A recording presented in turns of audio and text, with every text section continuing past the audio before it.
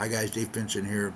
Moving to the Philippines. Beware of thieves in the Philippines. First of all, I want to say this disclaimer. Not everyone in the Philippines is a thieves, but thievery is really big here. Let me tell you how big it is here.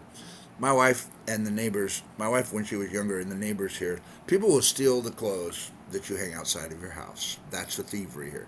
People will come. People have come into our house and they've stolen like baby rattles and stuff and replaced them with cheap ones and pins and writing.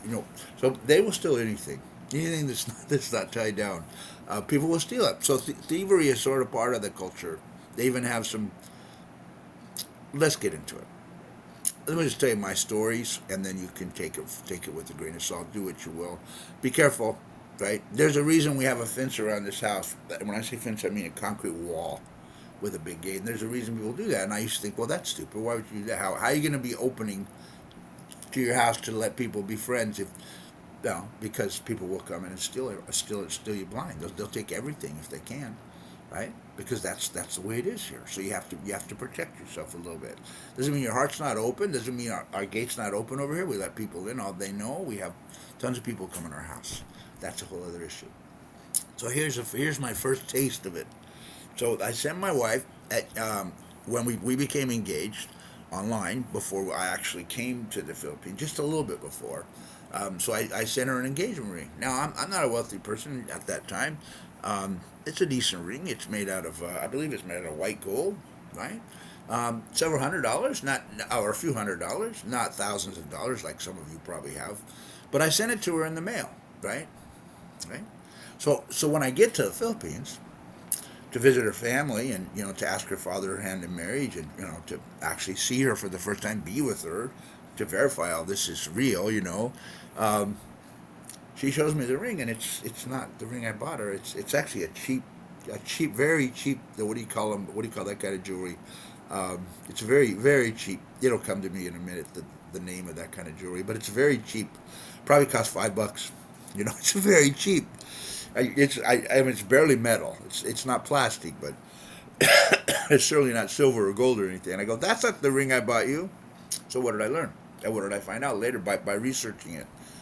The Phil There's thieves in the Philippine post office. Somebody had opened it up, replaced it with a cheap ring, put it back in the box, so that when they go, thanks for the ring. Oh, you're welcome. I hope you like it.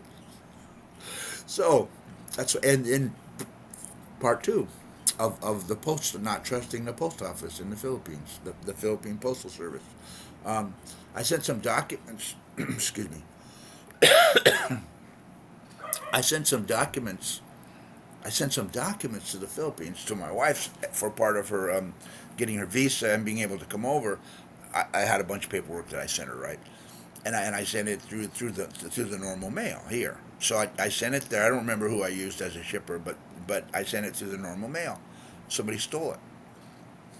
Somebody actually opened the papers and took them out and then didn't even bother. They just like sealed it up and sent it. But some stuff was missing because they probably thought there was dollar bills in there or something. So then I learned my lesson. Don't ever ship anything to the Philippines, guys, that's valuable through the mail. You have to use an outside vendor. You have to use, like I told you before, LBC company, or you can use UPS, or you can use Express. What's it called? American Express. Hang on a second. You can use any professional service that's known for shipping, right? But do not use, by all means, do not use the post office in the Philippines. Now, I receive letters and information from the state of California for my retirement, different things I receive here that I get all the time that no one's stealing because they know there's I don't know, but yeah. So number one, they steal out of the mail, right? The other thing that happened to us, which is sort of a big deal, is we bought a camera for the car. A camera. It's like what's it called, a cam that goes on the dash of the car, the front goes on the very front of the car outside and goes on the very back of the car. So there's two cameras and it records everything for driving in the city. Why do we do that? Because people in the city have road rage. It's very famous in the Philippines.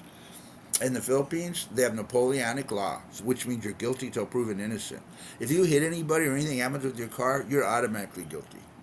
And the person who you hit, they can have you thrown in jail for 24 hours for not all they have to do is say, put them in jail. And then you'll be in jail no matter what. There's no way around it. You'll be in jail for 24 hours. So, in order to avoid being able to prove fault, we wanted to buy these dash cams. So we bought a dash cam. So we went to this place famous in Cagayan de Oro. That's a famous place for selling electronics. That's not in the mall. So we go to this big, and it's a big shop, and it's a big shop. It's a real deal. They have all these cameras and different things, all kinds of electronics. So my wife handed her their debit card, right? So they take the debit card in the back, okay, and they're gone for quite some time. Now I know I'm trying to be patient, because I am learning as when I get here that Philippine time everything takes a long time. Sometimes they don't have good signal, so they finally come back, right? And it turns out that they stole her information. They were able to ghostify her card. They stole her information. They got about $20 from us. And then by the time we figured it out, we come to everything out. We turned them into the authorities, and I don't know. I don't know that anything happened. But that was an eye opener. That could happen in the States too, but apparently it happens here quite a bit. Now it doesn't happen in restaurants, and in restaurants you can usually see the cashier from where you're sitting. Try to sit somewhere where you can see the cashier. But I think restaurants are different because most of the restaurants we go to have a lot of American and European and upper class, middle class Filipinos that have a lot of money that go there. So they know that they can't have a bad reputation. So I think they're very careful in the people they hire because it's easy to source this stuff out when it happens, right? So I've never had it happen any other time. I've never let it out of my sight any other time. When I buy big ticket items like printers and phones and stuff, I'll sit right there with them. They'll sit right there. When I bought my air cons, I sat right there with them as they processed everything. When I have my work done on my car, always stay in the room with your car is what I'm trying to say, and watch out for scammers online because there's a lot of scammers online. Just like in the U.S., people in the Philippines are a little more gullible to it, and they also got me for $10 one time because I didn't realize it wasn't from them. It was from somebody. It was one of those fake. I got a phishing spam thing. So you just be careful of that, and you be careful of everything, and just don't give people the opportunity. You know, what do they say? Make them honest. Make sure they have to go through a locked door or something. And when they're in your house, we actually have a camera up in our living room, but it's not necessarily for thieves. It's really because we have a lot of kids in our house, and we want to make sure that if anything happens, that we have it on camera so no one can accuse us of anything. Call me paranoid, or don't. Just call me cautious. So be cautious, guys. There are a lot of thieves here, so if you're walking in town or something, if you're walking in a city, make sure you carry stuff. I carry stuff in a purse, which is right on me, which I keep the wallet on the inside, right? And the only way they're going to get that purse is if they run by and cut it off. And one good thing, I'll close with this. One good thing in the Philippines, when you go to the city or you go to a mall, is that they have armed guards. They have armed guards at banks. They have armed guards at stores. They have armed guards at malls. So when you walk in, there's an armed guard in the front that waves you in and out.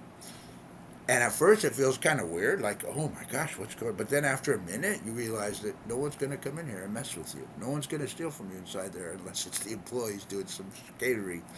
But overall, that I think it's pretty safe here. But you just have to be careful and pay attention. God bless you guys. That's all for now.